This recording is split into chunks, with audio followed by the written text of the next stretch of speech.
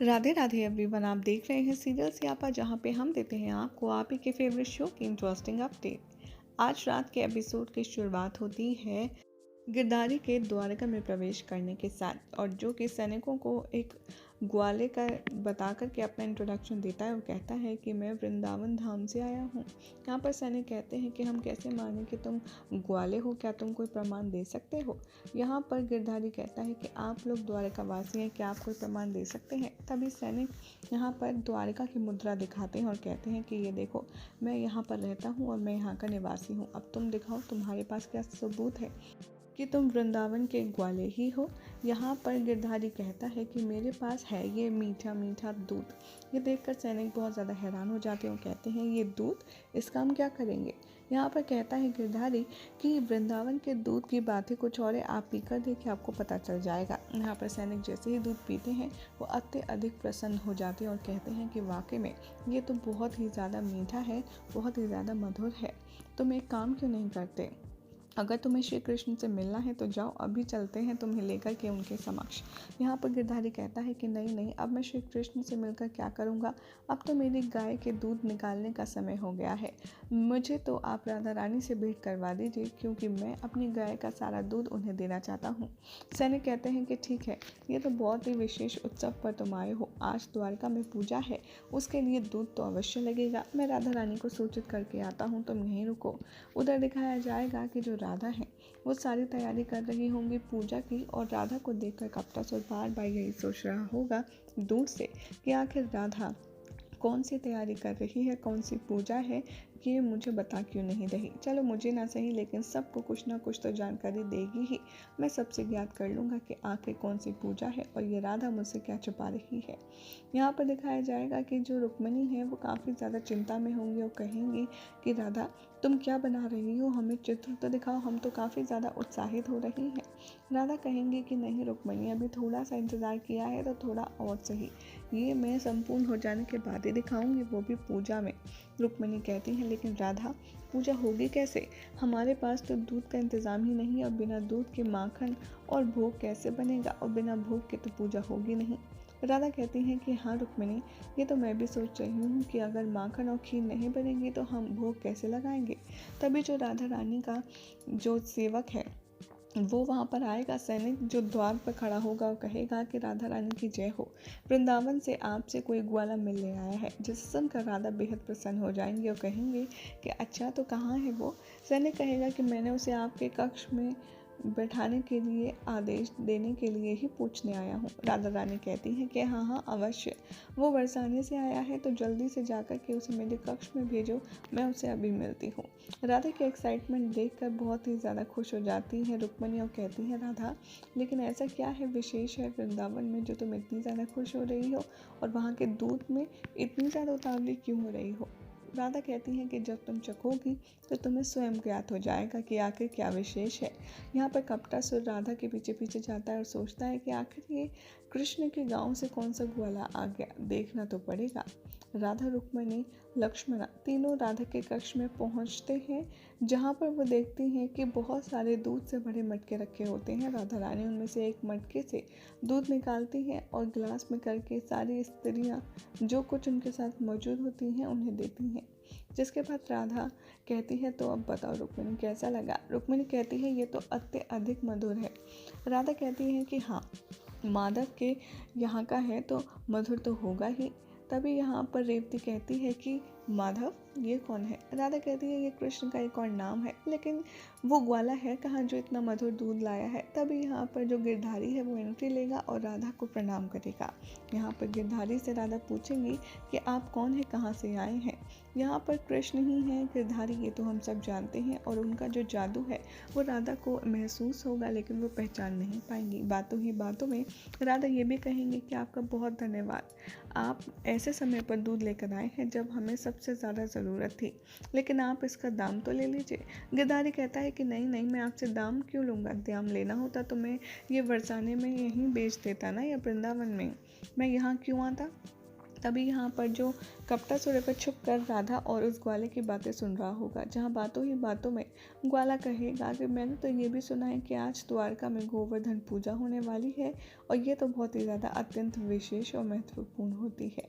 राधा कहती है कि हाँ, बिल्कुल ठीक सुना है तुमने। तभी जो कपटासुर है वो सोचता है मन ही मन कि आखिर इस ग्वाले को चाहिए क्या, ये क्यों राधा से इतनी बातें कर रहा है और ये कृष्ण की तरफदारी क्यों कर रहा है। उधर दिखाया जाएगा कि जो गिरधारी है वो कहेगा कि मैं आपकी इस पूजा में अवश्य सम्मिलित होऊंगा, लेकिन अगर हमें द्वारकाधीश अपने मुख से स्वयं गोवर्धन की कथा सुनाए तो वो अद्भुत दृश्य होगा। राधा कहती है कि हाँ ज़रूर, क्यों नहीं, कृष्ण ही सुनाएंगे समस्त द्वारका वासियों को, और कुछ सामान्य मनुष्य भी आ रहे हैं जिन्हें वो कथा सुननी है, और आप भी ज़रूर आइएगा गिरधारी, और आप जल्दी से जाकर के हाथ मुंह धो लीजिए और पूजा के लिए भी सज्ज हो जाइए। गिरधारी कहेगा कि ठीक है, मैं अवश्य आऊँगा।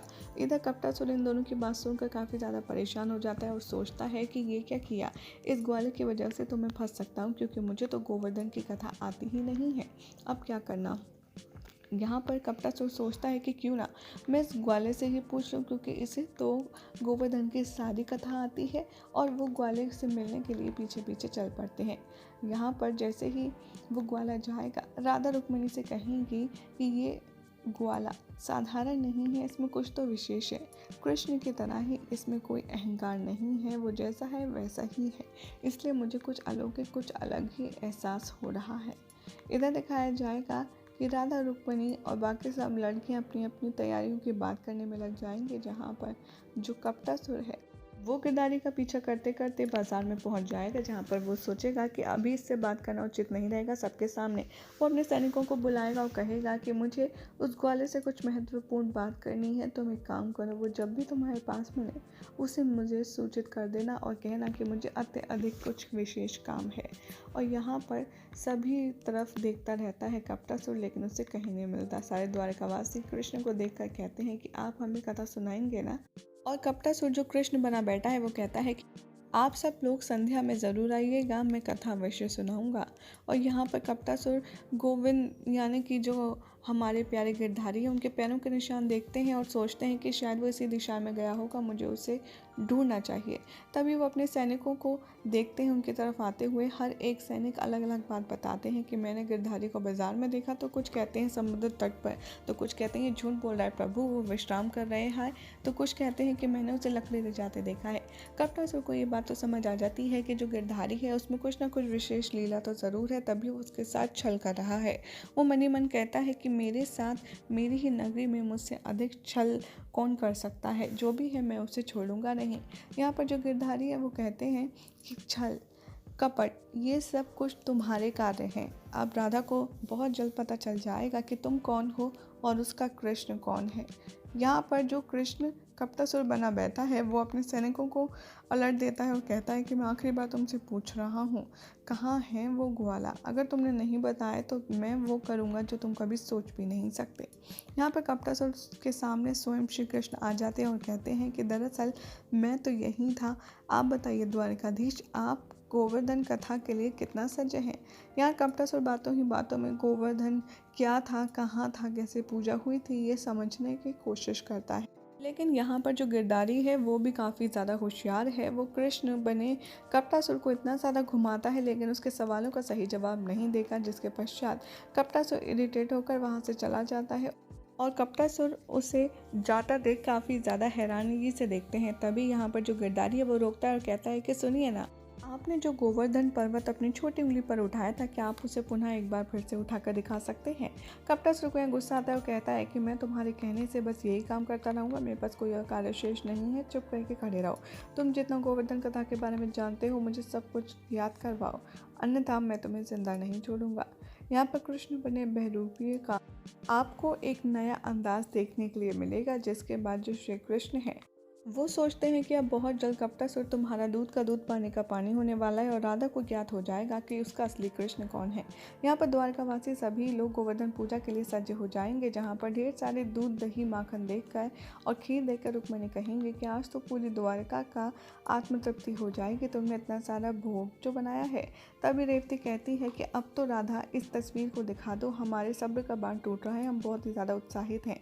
राधा कहती हैं कृष्ण को आ जाने दो, फिर मैं आप सबको ज़रूर दिखाऊंगी, लेकिन कृष्ण है कहाँ, रुको मैं बुला कर लाती हूँ। राधा जैसे ही अपने कमरे में जाएंगी, ढूंढती हुई कृष्ण के कमरे में पहुँच जाएंगी और यहाँ पर कृष्ण बांसुरी बजा रहे होते हैं अपने पुराने अंदाज में। राधा यह देखकर बहुत ज़्यादा सुकून से वहाँ खड़ी रहती हैं और जैसे ही बांसुरी का पूरा म्यूज़िक ख़त्म होता है तब कृष्ण सबसे पहले राधा के लट संवारते हैं। राधा यहाँ पर पूछती है कि कृष्ण तुम आज मोरपंख से नहीं खेल रहे। कृष्ण कहते हैं राधा मैं मोरपंख से कब खेलता हूँ। राधा कहती हैं कि अच्छा, मैंने तुम्हें देखा है या तो मोरपंख तुम्हारे हाथ में होता है या तुम ऑल टाइम उससे खेलते रहते हो। कृष्ण यहाँ पर राधा से बहुत ही सीरियसली कहते हैं कि राधा मोरपंख हमेशा मेरे मस्तिष्क पर लगा रहता है जहाँ तुमने अपने हाथों से लगाया था, मैं कभी भी मोरपंख अपने हाथों में रखता ही नहीं। और ये बात सुनकर राधा को फ्लैशबैक आते हैं जिसमें कृष्ण के हाथों में सदैव मोरपंख होता है। यहीं हो जाते हैं आज रात के एपिसोड का एंड, जिसके बाद कल क्या होगा बताएंगे नेक्स्ट रिपोर्ट में। और ऐसी मज़ेदार अपडेट के लिए चैनल को सब्सक्राइब करें।